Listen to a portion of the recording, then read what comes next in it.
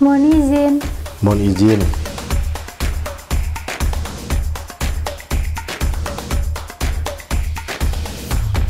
Mohon izin. Mohon izin. Mohon izin. Mohon izin. Mohon izin. Mohon izin. Mohon izin. Mohon izin. Mohon izin. Mohon izin. Mohon izin bercerita. Halo teman-teman, nama saya Putri Nur Aisyah. Selamat datang di Mohon Izin Bercerita episode 1. Hari ini kita bakalan ngobrol-ngobrol nih. Sama siapa? Penasaran? Nah, langsung aja kita kenalan sama Mas Fadlan. Mas Fadlan ini adalah salah satu penera dari UPT Meteorologi Dinas PPKUM Provinsi DKI Jakarta. Ya. Langsung aja deh kita kenalan sama Mas Fadlan. Silakan Mas. Ini memperkenalkan diri. Iya. Oke. Ya, perkenalkan nama saya Fadlan Mitahudin. Saya adalah salah satu staf di Dinas PPKUKM, tepatnya adalah seorang penera di unit pengelola meteorologi. Oke, sebetulnya mungkin banyak teman-teman yang nonton belum tahu ya Mas. Penera itu apa sih Mas? Penera itu mungkin mulainya dari meteorologi ya. Oke. Apa sih meteorologi itu? Jadi meteorologi itu bukan tentang cuaca. Nah itu saya juga pikirnya dulu kalau itu berarti bisa ngeliat Iya, bintang jadi gitu, kalau bukan misalkan tanya saya, besok hujan nggak? Saya nggak tahu. Oke, berarti itu bukan job desk. Jadi meteorologi itu salah satu cabang dari bidang perdagangan mungkin lebih tepatnya, yang mana kita itu mengawasi alat ukur yang beredar di masyarakat yang digunakan dalam transaksi perdagangan. Kita harus menjamin agar produsen dan konsumen itu tidak rugi. Gitu. Jadi bukan hanya konsumennya tapi penjualnya itu tidak rugi. Nah, itu tugas kami sebagai penera di meteorologi gitu. Berarti salah satu tugas Mas Fadlan itu juga ke pasar-pasar untuk meriksa Ya, timbangan ke pasar dan SPBU. Ya. Oke. Oh, itu yang kalau mulai dari nol ya gitu-gitu. Dan memastikan alatnya bener itu benar. Iya, kan? gitu. Oh, itu menghindari kecurangan-kecurangan juga Ya, sebetulnya ya. kecurangan-kecurangan Oke. kurang lebih seperti itu. Nah, Mas Fadlan, karena ini adalah program pertama, jadi saya Ya. mau kasih tahu dulu nih, apa itu mohon izin bercerita. Oh, ada rules ya? Ya, ada rules-nya. Nah, jadi kalau saya menanyakan, kita kan akan ngobrol-ngobrol nih Mas. Iya. Setelah saya menanyakan pertanyaan, Mas Fadlan ada rules-nya nih, ada aturan mainnya. Gimana tuh? Harus jawab mohon izin bercerita. Oh kayak gitu. Kayak familiar ya? Betul, itu sering kita jumpai di grup-grup WhatsApp. Grup WhatsApp kerja ya, iya, kita, iya, betul. Mau tos gak Mas? boleh tuh. Oke, langsung aja Mas kalau gitu. Tapi sebelumnya nih karena kalau kita mau ngomongin hal yang santai, Yap. gimana kalau Mas Fadlan ganti baju dulu deh supaya lebih santai dan ceritanya lebih terbuka. Oke, supaya lebih enak ya berarti Betul. saya ganti baju dulu ya. Wah, cepet banget Mas Fadlan. Oke, Hebat. kalau gitu karena udah santai nih Ya. sekarang, kita lanjut aja ngobrol-ngobrolnya ya. Oke. Mungkin buat teman-teman yang belum kenal atau justru mungkin udah follow Mas Fadlan sebelumnya, langsung aja kali ya kita lihat salah satu video atau karya Mas Fadlan yang udah diunggah di Instagramnya Mas Fadlan. Oke.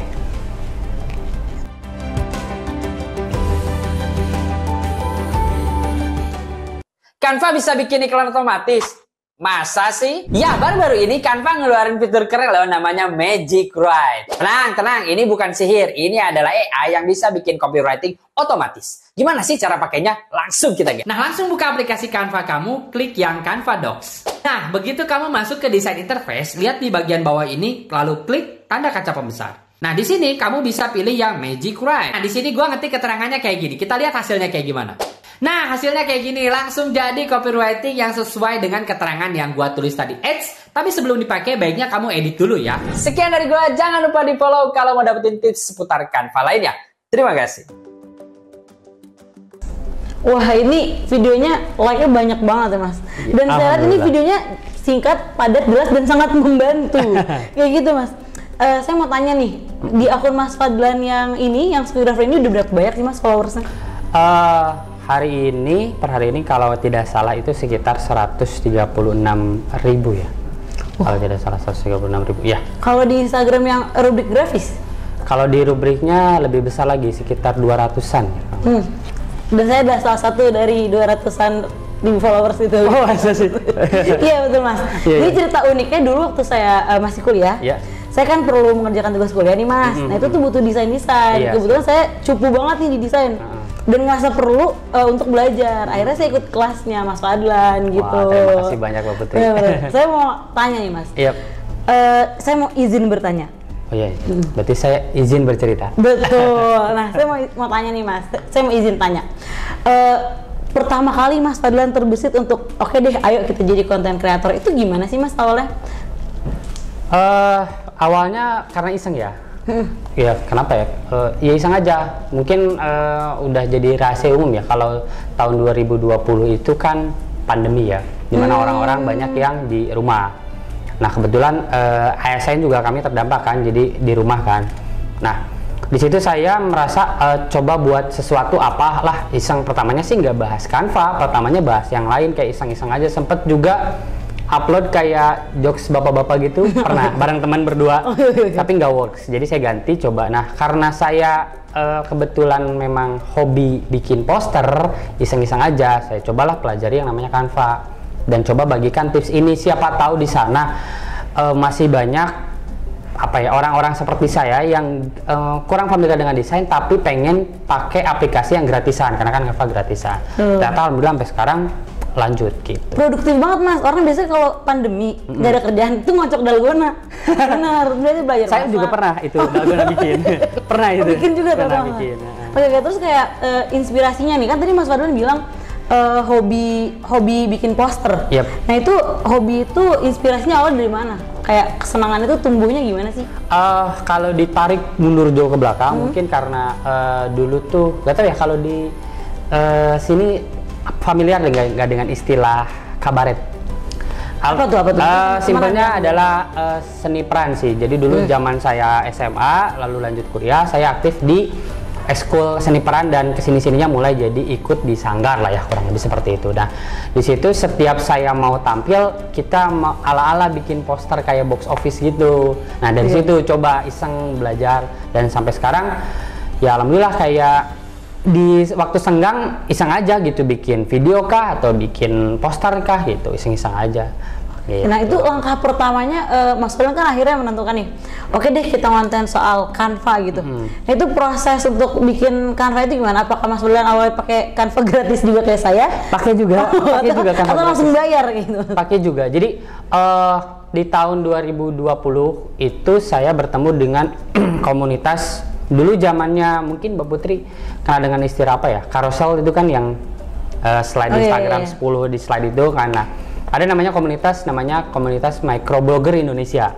Nah, ternyata banyak ya orang yang bikin seperti ini. Saya coba join di komunitas itu dan kayaknya seru gitu. Karena mungkin ada dukungan dari orang-orang lain juga. Yuk, lanjutin dan kesini-sini saya coba lanjutin bikin konten dengan berbagai macam tema dan juga berbagai macam tipe.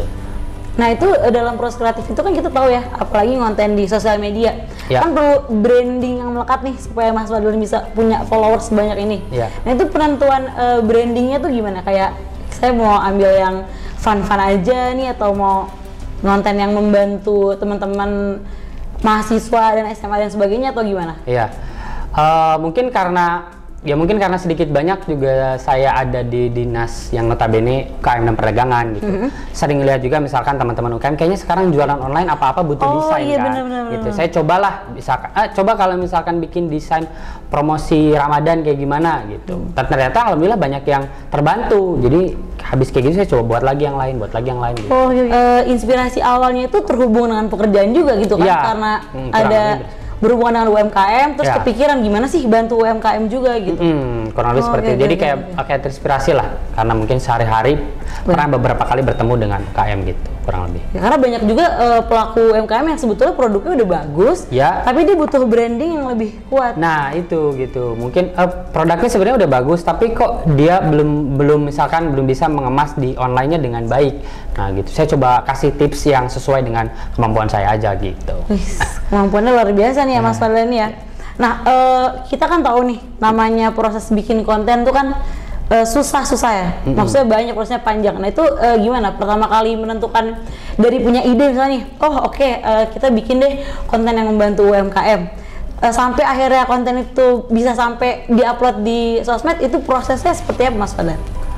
Kurang lebih awalnya masih kayak apa ya, asal aja, pokoknya hari ini bikin tips A yang sekepikirannya gitu ya, bikin tips B, cara penyampaiannya kayak mungkin ya selayaknya misalkan saya bikin paparan aja di kantor A B C D segala macam. Nah, kesini mungkin di komunitas saya belajar ketemu orang yang jago copywriting, ketemu orang yang jago public speaking. Mereka saling berbagi ilmu gitu ke kami nih. Yo, kalau nulis konten itu copy seperti ini gitu, mulai dari A B C nanti digiring ke sini. Nah, di situ saya mulai belajar gitu. Dari penjelasan yang 3 paragraf, gimana caranya cuman cukup jadi 10 slide aja. Nah, itu mulai apa ya, Maya mengkurasi diksi-diksi gitu supaya jadi lebih baik lah untuk dilihat. Bener-bener, karena kan kalau kita bikin konten biasanya banyak masyarakat yang, apalagi kalau desain ya, kayak yang susah-susah gitu, nggak usah masyarakat, saya juga kadang nggak ngerti mas, juga susah. Nah, untuk frekuensi tayangnya sendiri nih, menurut Mas Fadlan yang ideal ini, kan ide pasti banyak dong. Misalnya lagi mendapatkan inspirasi nih. Nah, itu untuk menentukan satu konten tayang kapan dan berapa banyak itu gimana mas menentukannya? Dulu saya berusaha tayang minimal 1 kali sehari ya. Gitu. Jadi misalkan editing di malam hari gitu, untuk besok paginya tayang misalkan siang atau sore. Kalau sekarang itu karena memang sudah mulai bekerja lagi secara offline ya paling 1 minggu 3 kali. Gitu, atau 2 hari sekali lah, tapi rata-rata 1 minggu 3 kali gitu. Udah nggak pandemi juga ya, maksudnya akhirnya working load bertambah segala macam gitulah. Nah, Mas Fadlan sendiri punya target nggak, satu video itu harus ditonton berapa banyak, atau ya udah memang niatnya mau bantu jadi ya nggak ada target? Kalau dibilang target sih ya tetap ada ya, karena maksudnya kalau bikin konten itu kan berarti kita mengevaluasi. Kalau misalkan saat konten itu tayang, kalau jumlah reach-nya itu nggak banyak kan berarti orang nggak suka sama konten kita. Berarti kan tips kita nggak bermanfaat untuk orang itu. Jadi tetap ukur minimal ya, misalkan kalau reels itu minimal 10k atau 15k lah gitu, minimal gitu. Lihat dari rata-rata ya. Gitu. Saya baru tahu juga teman-teman, ternyata kalau kita mau bikin konten itu viewers penting juga ya, maksudnya untuk jadi bahan evaluasi apakah konten kita ini membantu nggak gitu. Iya, gitu. Jadi dalam konten juga tetap ada KPI. Wah, benar-benar. Nah, kenapa nih saya mau tanya, dari sekian banyak tools atau website untuk desain, kenapa pilihnya Canva? Jujur saya juga masih pakai Photoshop, masih pakai Inkscape ya.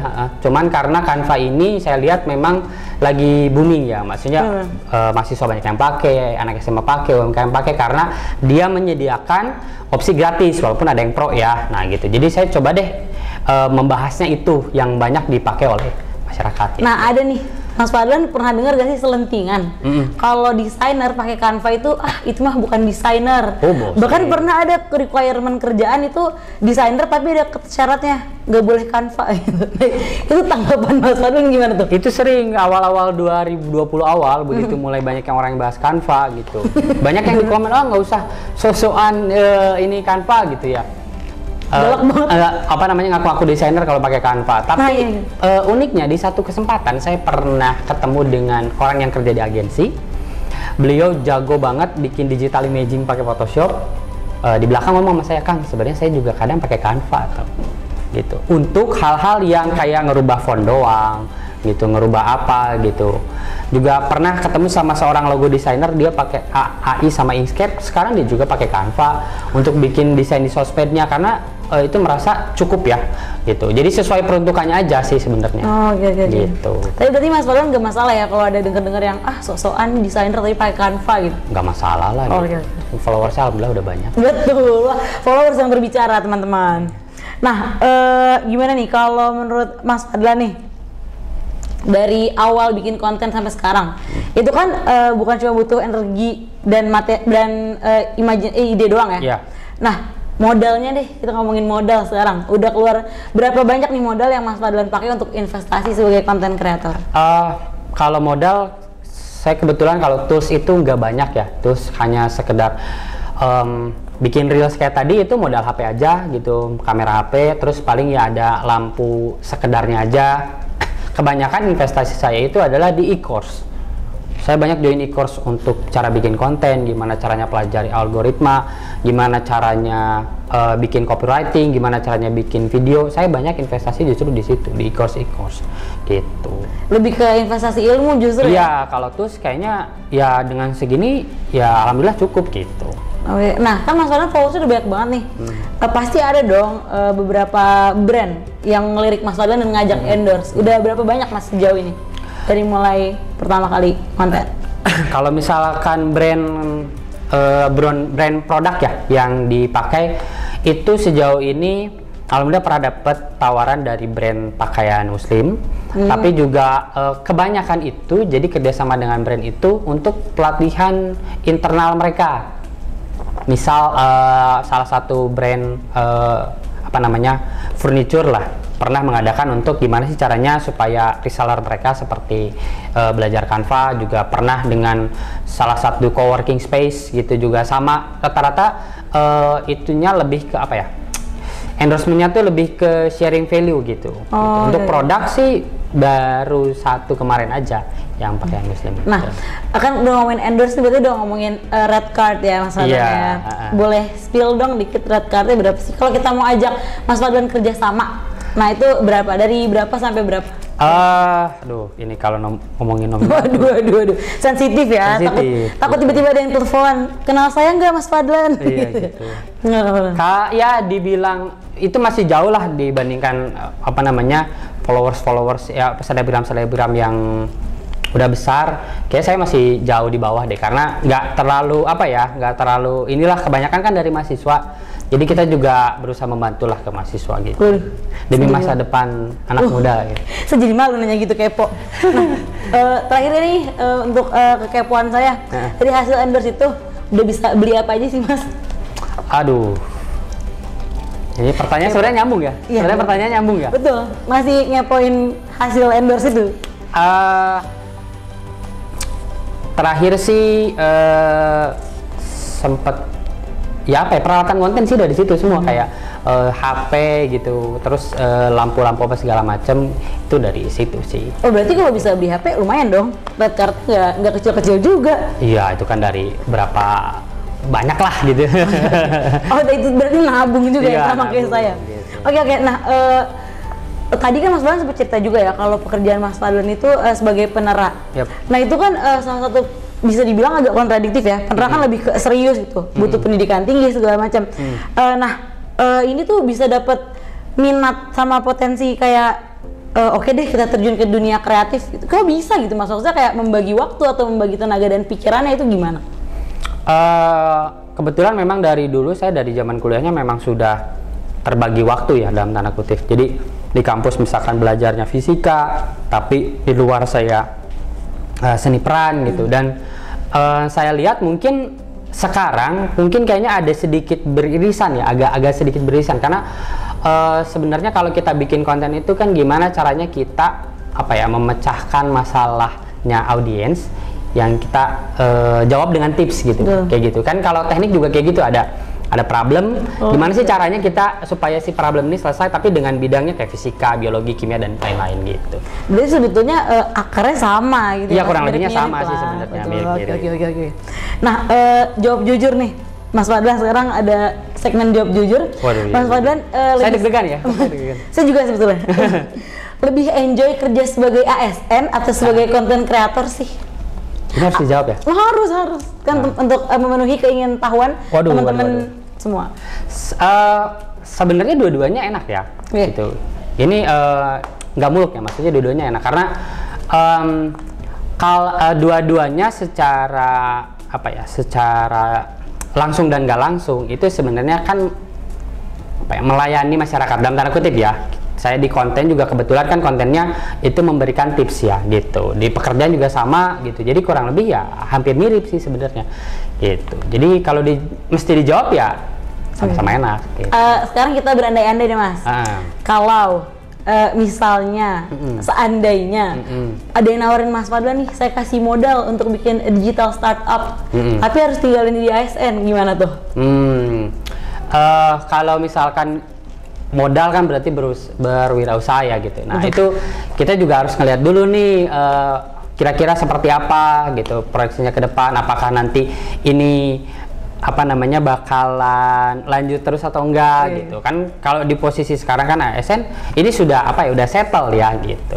Kalau misalkan, nah saya sebenarnya kalau ditanya kayak gitu sebenarnya agak kurang ini ya, kenapa nggak dua-duanya aja? Oke, kenapa harus memilih? Kenapa harus memilih? Kalau misalkan dua-duanya bisa jalan, ya udah jalan aja dua-duanya. Oke. Nah nih, apa nih rencana Mas Fadlan yang berhubungan dengan dunia konten kreator? Apakah tadi mulai karena Mas Fadlan bilang kenapa kita harus memilih, nggak bikin dua-duanya aja? Apakah udah punya rencana untuk membangun digital startup? Atau apa sih rencana Mas Fadlan ke depannya? Ya insya Allah mungkin kedepannya, karena banyak juga yang nanya beberapa di DM gitu ya, Kang, saya tidak hanya ingin belajar Canva, tapi saya juga ingin belajar gimana sih caranya bikin konten gitu. Beberapa tuh saya lihat pelajar-pelajar SMA udah mulai termotivasi gitu kan. Nah saya coba kepikiran gimana caranya sekarang tidak hanya mengajari cara membuat desain di Canva, tapi juga bikin konten gitu, khususnya untuk ya pelajar lah gitu, mulai mencari bekerja sama dengan teman-teman kreator yang lain gitu. Mudah-mudahan. Berarti banyak juga yang DM Mas Fadlan gitu ya? Dan Mas Fadlan tanggepin? Iya. Kalau yang DM ngajak ketemuan itu ditanggepin juga gak? Ada cowok ngajakin futsal. Jawaban yang aman sekali kan? Waduh, ini sangat menyelamatkan diri. Iya, sangat ya? menyelamatkan diri ya. Karena tadi banyak Mas Fadlan bilang dari banyak teman-teman yang udah DM terus ngajak kolaborasi. Mas Fadlan ini pernah kepikiran nggak kayak untuk ngajak ASN lain berkolaborasi deh? Yuk, kayak maksudnya membuat konten kreatif juga gitu. Jujur ada terbesit ya gitu ya dalam pikiran saya, kayaknya seru gitu mengajak ASN lain mau lintas bidang pun ya. Yuk kita misalkan tidak hanya, kalau syukur-syukur bisa beririsan dengan tugasnya ya, karena semakin memudahkan tugas kita nanti. Betul. gitu. Kalau misalkan memang ada yang ingin berkolaborasi boleh gitu. Oke, nah pesannya deh untuk teman-teman ASN untuk mengejar passion mereka di luar bidang yang sesuai dengan pekerjaan mereka. Apa ya, mungkin teman-teman jangan ragu untuk mengejar passion, tapi juga kita jangan muluk untuk mengejar passion. Untuk mengejar sesuatu kan berarti kita harus menentukan dulu langkahnya seperti apa gitu. Tetap berpikirnya itu resikonya seperti apa dan gimana caranya menghandle resiko itu. Terima kasih banyak nih Mas Fadlan udah sama-sama sharing-sharing dan udah ngasih insight banyak banget untuk teman-teman dan untuk saya sendiri juga gitu. Jangan lupa untuk follow Instagram Mas Fadlan di @squigrapher dan juga semua sosial media Dinas PKUKM yang udah tertera di bawah sini. Terakhir, jangan lupa untuk pantengin terus YouTube Dinas PKUKM untuk konten-konten seru lainnya. Dan episode-episode berikutnya dimohon izin bercerita dengan narasumber-narasumber yang gak kalah menarik lainnya. Sampai ketemu di episode selanjutnya. Mohon izin bercerita.